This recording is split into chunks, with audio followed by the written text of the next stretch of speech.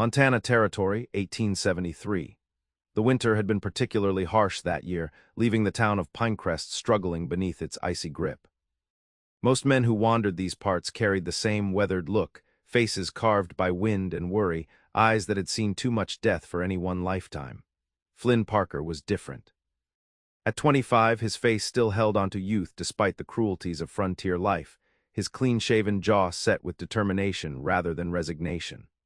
Flynn rode into town with little more than his chestnut mare, his Winchester rifle, and a solemn conviction that the frontier was no place for tender feelings.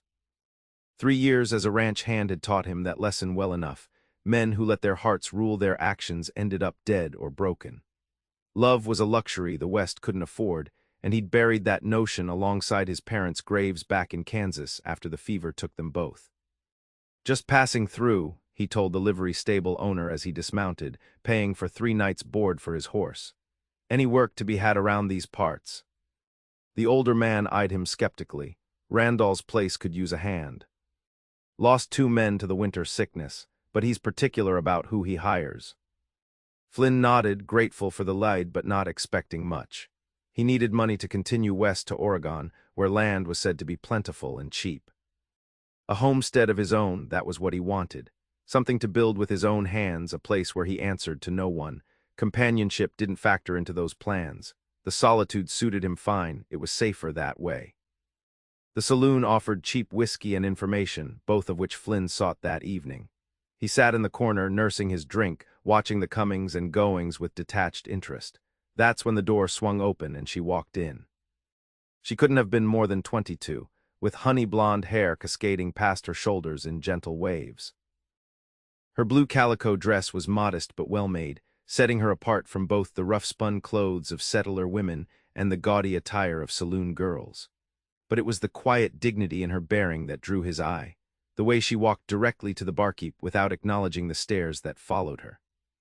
"Mr. Holloway, I need to speak with you about my father's account," she said, her voice clear and steady. Flynn found himself leaning forward slightly, his whiskey forgotten. Something about her stirred an unwelcome warmth in his chest, when he quickly attempted to extinguish.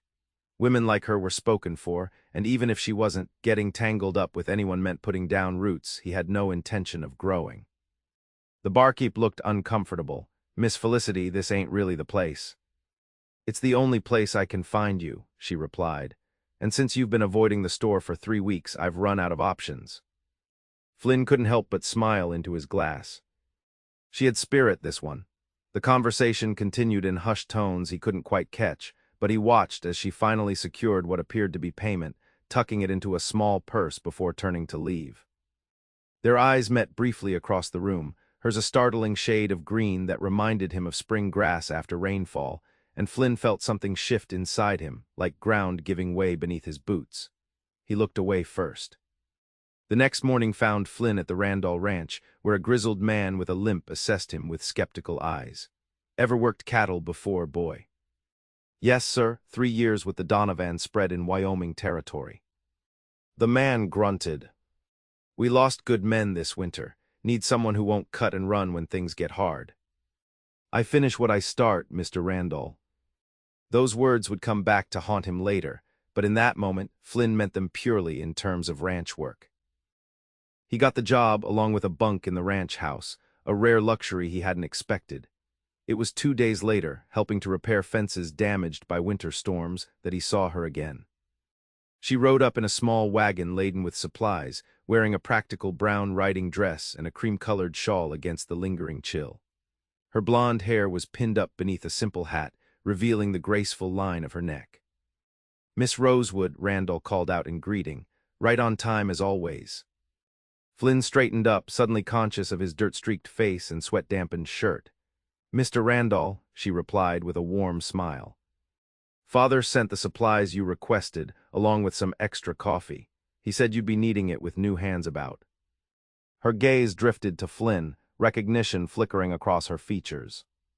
He touched the brim of his hat in acknowledgement, unsure why his heart had decided to pound so insistently against his ribs. "Flynn Parker," Randall said, "meet Miss Felicity Rosewood. Her father runs the general store in town." "Only decent one for 50 miles. "Ma'am," Flynn managed, suddenly feeling every bit the trail-worn cowboy he was. "Mr. Parker," her voice carried a hint of amusement. "You've graduated from watching me in saloons to honest work, I see." Flynn felt heat rise to his face. "I wasn't, that is." Mr. Randall laughed, a sound like rocks in a tin can. "Already making friends in town, Parker. Help the lady unload her wagon." Flynn did as instructed, acutely aware of her presence as they worked side by side. She smelled faintly of lavender and soap, clean and wholesome in a way that made the wilderness around them seem wilder by comparison. "I apologize if I seem to be staring," he said quietly as they carried boxes to the storehouse. "It's not often you see a lady handling business in a saloon. And it's not often I see cowboys who look like they've stepped out of a romantic novel rather than a cattle drive," she replied with unexpected frankness, then immediately blushed. "Forgive me. My aunt says my tongue runs ahead of my thoughts sometimes." Flynn nearly dropped the box he was carrying. "No offense taken, Miss Rosewood." "Felicity, please. Miss Rosewood makes me feel like my mother." "Felicity," he repeated, liking the way it felt on his tongue. Like something precious and rare, their conversation continued as they worked, easy and natural in a way that surprised him. She was the daughter of the storekeeper, educated back east before returning to help her widowed father with his business.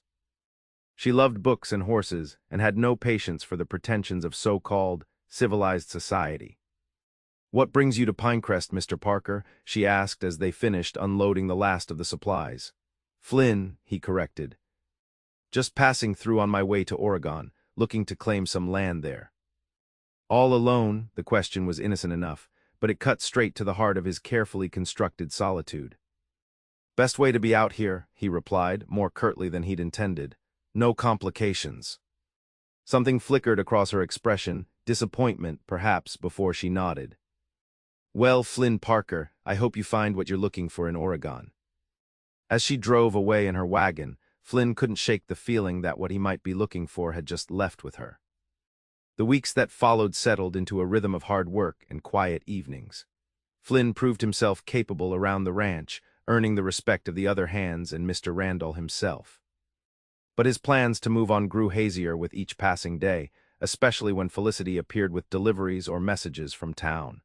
Their encounters, though brief, left him increasingly restless. She challenged his notions about frontier life in ways both subtle and direct, speaking of community instead of isolation, of building something lasting instead of merely surviving.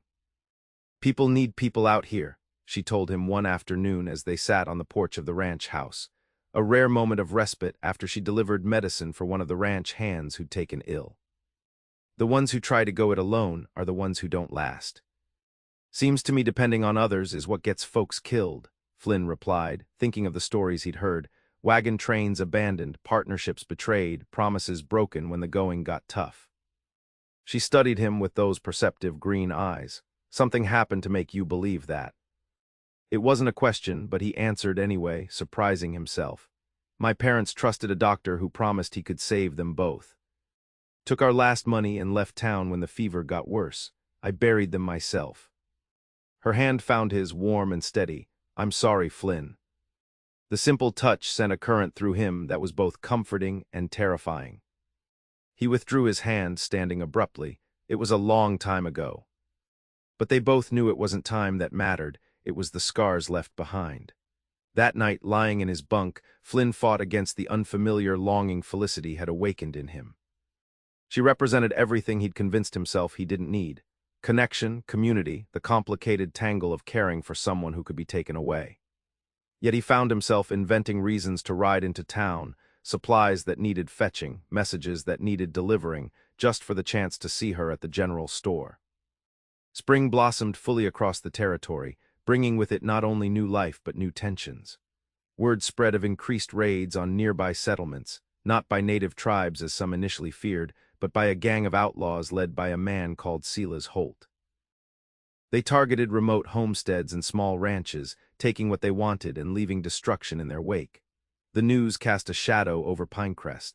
Randall increased the watch on his property, and men rode in pairs when working the far pastures.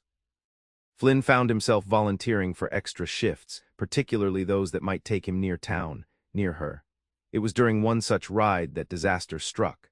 Flynn had just delivered a message to the telegraph office when gunshots erupted from the direction of the general store. Without thinking, he ran toward the sound, hand on his revolver. 3 men on horseback were outside the Rosewood general store, one holding the reins of all 3 mounts while 2 more emerged from the doorway, bags of supplies and money in hand. Between them they dragged Felicity, who fought with every ounce of her strength. "Let her go," Flynn shouted, drawing his revolver. One of the men turned, gun already raised, and fired. The bullet grazed Flynn's arm, but he held steady, returning fire with deadly accuracy. The outlaw fell, and chaos erupted. The second man holding Felicity shoved her aside and drew his weapon. Flynn dove behind a water trough as bullets splintered the wood around him. When he rose to return fire, he saw the remaining outlaws retreating, spurring their horses hard down the main street. Felicity lay crumpled on the boardwalk. The world narrowed to the space between them as Flynn rushed to her side, heart hammering with fear that he'd find her shot or worse. But she was already pushing herself up, a gash on her forehead but otherwise unharmed. "Flynn," she breathed, reaching for him, "you're bleeding." He barely felt the wound on his arm as he helped her to her feet, checking her for injuries with gentle hands. "Are you hurt anywhere else?" "Did they?" "No," she assured him, though her hands trembled against his chest. "They wanted money and supplies. My father's in Billings for the week." I was alone in the store. The sheriff arrived moments later, followed by a growing crowd of townspeople. As Felicity recounted what had happened, Flynn became aware of how close he still stood to her, how unwilling he was to move away despite the curious glances and whispers. "That was Holt's gang," the sheriff confirmed grimly. "They've been working their way through the territory. Miss Rosewood, you were lucky Mr. Parker happened by." Flynn didn't feel lucky, he felt terrified. The reality of how easily he could have lost her before he'd even truly found her hit him with the force of a physical blow. The very thing he'd feared most, caring for someone in this harsh land where death came quick and often, had happened despite his best efforts to prevent it. The doctor insisted on treating them both, stitching the gash on Felicity's forehead and the bullet graze on Flynn's arm. They sat side by side in the small medical office, an unspoken current running between them. "Stay with us tonight," Felicity said quietly as they left. "Father's room is empty, and after what happened, I don't want to be alone." Every instinct told Flynn to refuse, to retreat to the safety of emotional distance. But the thought of her alone in that store after what had happened was unbearable. "I'll stay," he said, "but on the sofa in your parlor, not your father's room." Her smile, though shaky, warmed him to his core. "Thank you." That night changed everything. As darkness fell and the town quieted, they sat before the fireplace in the Rosewood's modest living quarters above the store. Flynn had insisted on checking every door and window, setting up an impromptu alarm using cans on string at the back entrance. Only then did he allow himself to relax slightly, accepting the coffee Felicity offered. "Why were you in town today?" she asked, settling into a chair opposite him. She'd changed into a simple blue dress, her hair loose around her shoulders. The bandage on her forehead stood out starkly against her fair skin. "Randall sent me with a telegram," he said, though they both knew the ranch owner could have sent any of his hands. Flynn had volunteered quickly, too quickly. Felicity studied him over the rim of her cup.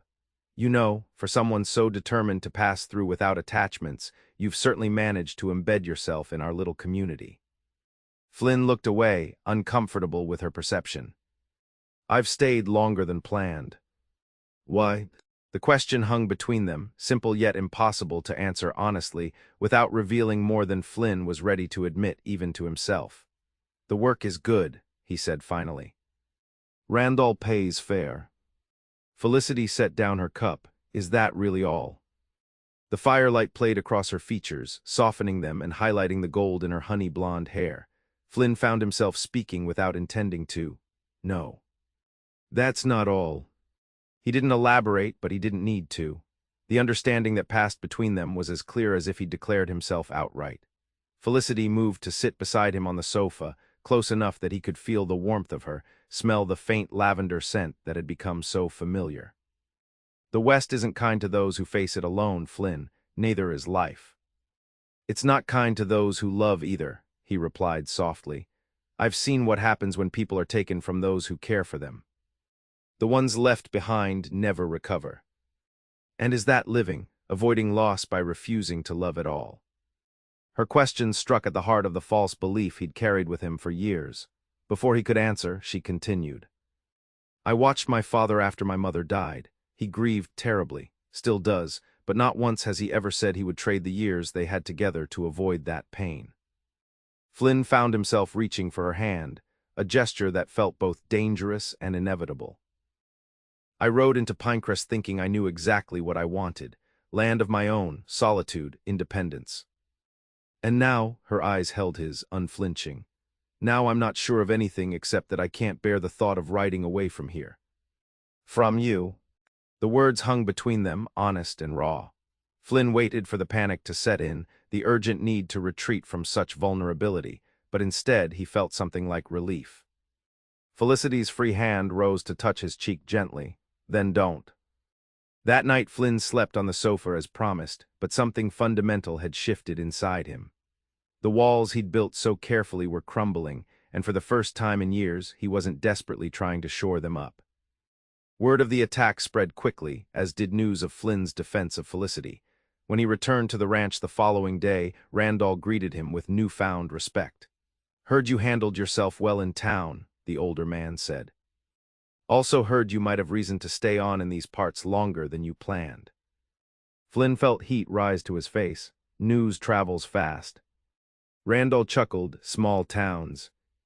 But if you're thinking of settling, I've got 80 acres on the north end of my property I might be willing to part with. Good water, decent grazing, could be a start for a man with the right motivation. The offer stunned Flynn. Land of his own, here in Pinecrest, close to Felicity, it was as if the future he hadn't dared to imagine was suddenly presenting itself. I'd need to think on it, he said carefully. Think fast, Randall replied. Opportunity doesn't linger in these parts. Over the following weeks, Flynn found himself caught between his old convictions and new possibilities. He visited Felicity often, their connection deepening with each conversation, each shared moment. She never pushed him for declarations or promises, seeming to understand his internal struggle. Together they rode the land Randall had offered, Felicity pointing out where a cabin might stand, where crops could flourish. Her vision of what could be both terrified and exhilarated him. It's good land, she said as they sat beneath an old oak tree, sharing a simple lunch. You could build something lasting here. Flynn corrected quietly. If I build here, it would be for us. That is, if you would. The words caught in his throat, too monumental to voice aloud just yet. Felicity's smile was gentle, understanding. One step at a time, Flynn Parker. You're still convincing yourself that loving someone isn't a death sentence. Her perception cut straight through him. You deserve certainty. I prefer honesty, she replied, and you've given me that. The rest will come. But time was not on their side. As summer settled over the territory, Silas Holt's gang grew bolder. Twice they raided farms within 10 miles of Pinecrest. The sheriff organized a meeting of all able-bodied men, forming a militia of sorts to protect the town and surrounding homesteads. Flynn joined without hesitation, his protective instincts now extending beyond Felicity to the community she loved. It was during one patrol that the world he was carefully building came crashing down.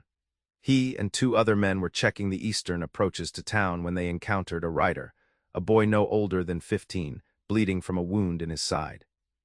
Holt, the boy gasped as they helped him from his horse. Holt's coming, they hit our place, killed Pa, said Pinecrest is next. Flynn's blood ran cold. When? Tonight, the boy managed before losing consciousness. One of the men rode for the doctor while Flynn and the other took the boy to town, raising the alarm as they went. By midday, Pinecrest was preparing for battle. Women and children gathered at the church, the sturdiest building in town. Men fortified positions along the main street and at key approaches. Flynn found Felicity at the general store, loading supplies into a wagon bound for the church. You need to go with them, he said, helping her lift a heavy crate. Stay at the church until this is over. She straightened, brushing hair from her face. I'm staying to help. The doctor will need assistance with the wounded. Felicity. Don't ask me to hide while you and others risk your lives, she said firmly. That's not who I am, and if you're going to love me, you need to understand that. If you're going to love me. The words echoed in his mind, a certainty she expressed that he was still struggling to embrace fully. I can't bear the thought of you in danger, he admitted, and I can't bear the thought of losing you when I've just found you, she countered. But we face what comes together. That's what building a life here means. In that moment, looking at her determined face, Flynn recognized the truth he'd been fighting. Loving someone didn't make you weaker or more vulnerable. It gave you something worth fighting for, worth living for. He pulled her close, not caring who might see. When this is over, he said against her hair, I'm buying Randall's land, I'm building a home, and I'm asking you properly to share it with me. She pulled back, eyes bright with unshed tears. Is that a promise, Flynn Parker? The most important one I'll ever make. Their moment was interrupted by the sheriff's call to gather. Flynn reluctantly released her, duty calling them both to different positions in the coming battle. As dusk approached, tension gripped the town. Flynn took his position with 5 other men at the northern approach, rifle ready, watching the gathering darkness.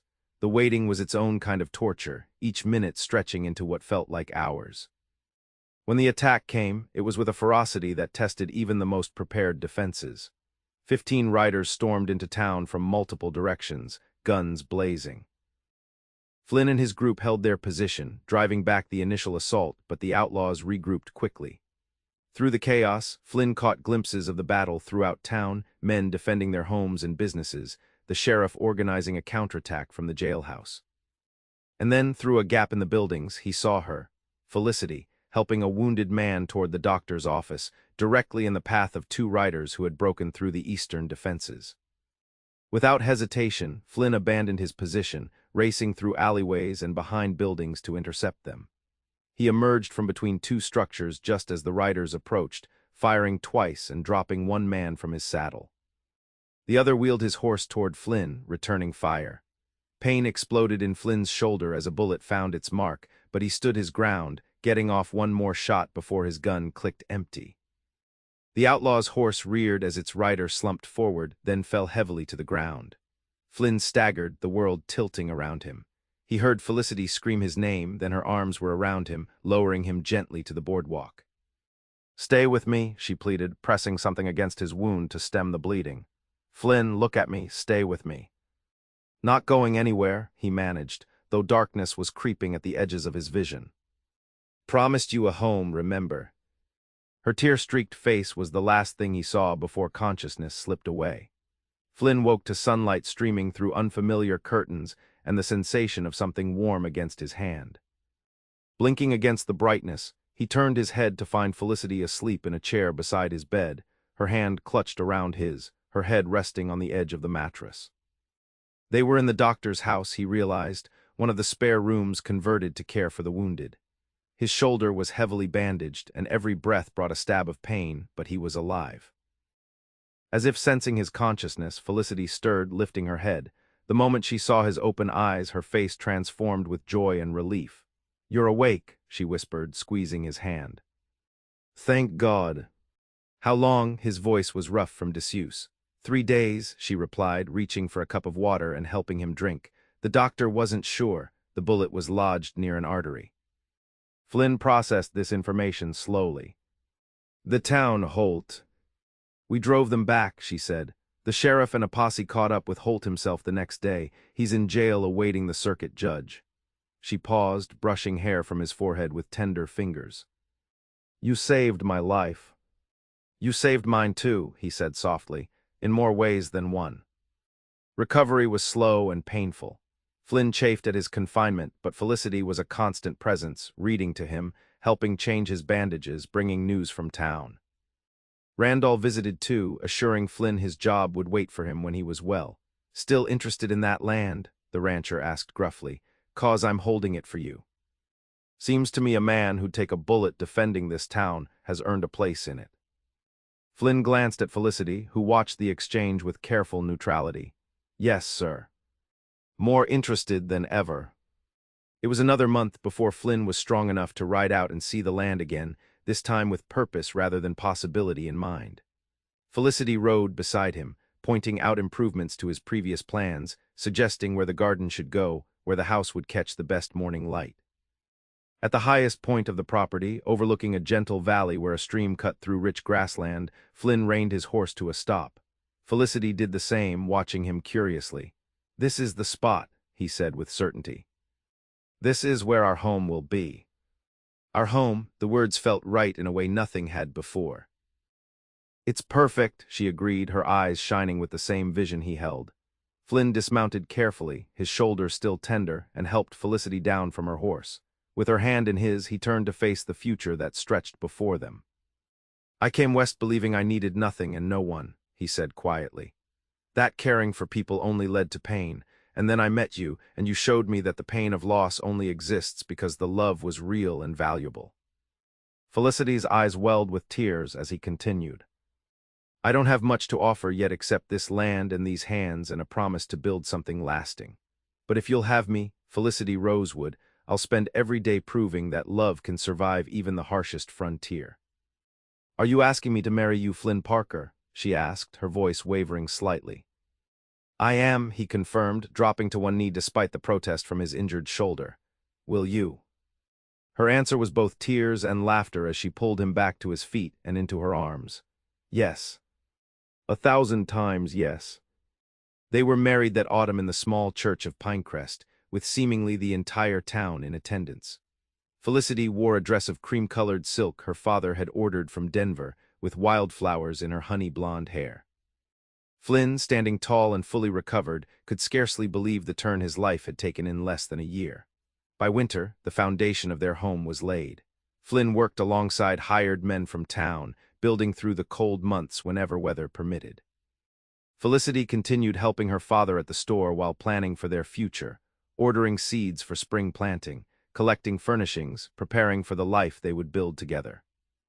On Christmas Eve, with snow falling gently outside, they stood together in the partially completed structure that would become their home. The roof was on and the walls were up, though the interior was still rough and unfinished. A small stove provided enough heat to make the space comfortable as they spread a picnic on a blanket in what would eventually be their parlor. "It's not much of a Christmas celebration," Flynn apologized, looking around at the bare wooden walls. "Next year will be better." Felicity leaned against him, her head on his shoulder. "It's perfect. It's ours." As they sat together in the quiet of their future home, Flynn marveled at the journey that had brought him here. He had ridden into Pinecrest believing the frontier was no place for love, that emotional connections were liabilities in a harsh land. Now he understood the truth, that it was precisely because life on the frontier was difficult that love mattered most. "What are you thinking?" Felicity asked, noticing his contemplative silence. Flynn pulled her closer, pressing a kiss to her temple. "I'm thinking about how wrong I was, about everything." She laughed softly. "Not everything. You were right about this land being special." "The land is just land," he replied. "You're what makes it home." Outside, snow continued to fall, covering the Montana territory in a pristine blanket of white. Inside the rough-hewn walls of their unfinished house, Flynn and Felicity Parker held each other close, their love a beacon of warmth against the wilderness. The frontier that had once seemed so hostile to Flynn now felt like exactly where he was meant to be, not alone as he had planned, but hand in hand with the woman who had shown him that the greatest strength came not from isolation, but from the courage to love in the face of an uncertain world. Spring would come, bringing with it new life and new beginnings. Their home would be completed, crops would be planted, and the future they had chosen together would unfold day by day. There would be hardships still. The frontier guaranteed that, but they would face them together, their commitment to each other stronger than any challenge the West could muster. As midnight approached on that Christmas Eve, Flynn looked at his wife's face in the soft glow of lantern light and knew with absolute certainty that he had found something far more valuable than the independence he had once prized so highly. He had found his true home,